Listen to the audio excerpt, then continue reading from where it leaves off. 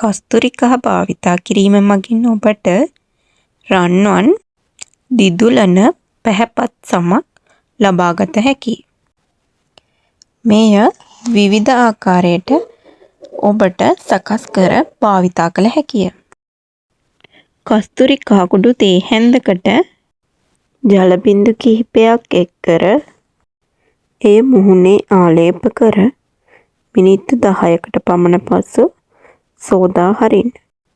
කස්තුරි කහ මගින් කුරුලේ ඇතිවීම පාලනය කරයි. මුහුණේ අනවශ්‍ය තෙල් ඉවත් කරයි. හොඳ විස බීජ නාශකයක් ලෙසද ක්‍රියා කරයි. රන්වන් පැහැති සමක් ලබා ගැනීමට කස්තුරි කහ බෙහෙවින් උපකාරී වේ.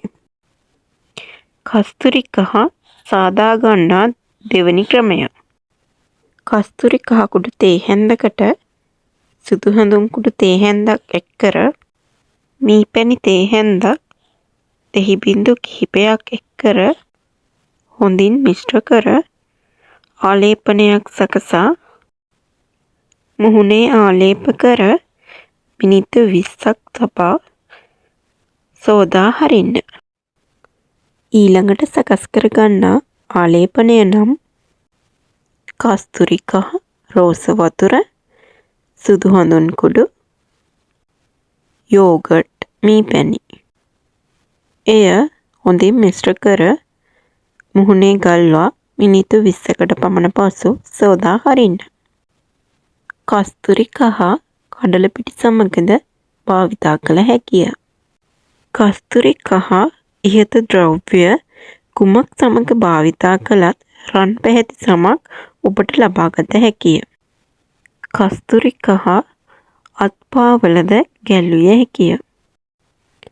මුහුණේ කුණු දූවිලි ඉවත් කර සමේ පැහැ දීප්තිමත් කරයි.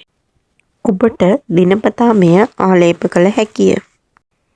සතියක් පමණ මෙය ආලේප කිරීම මගින් සිදුවෙන පැහැදිලි වෙනස ඔබටම අත්විඳිය හැකිය.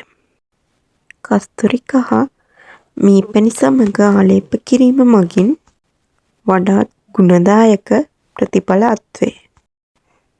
කස්තුරි කහ මගින් ඔබට සුදු පැහැති සමක් නොව රන් පැහැති දීප්තිමත් දිදුලන සමක් ඉතා ඉක්මනින් පහසුවෙන්ම හිමි කරගත හැකිය. ස්වභාවික දේ මගින් ලස්සන වෙන්න කස්තුරි කහ භාවිතා කරන්න.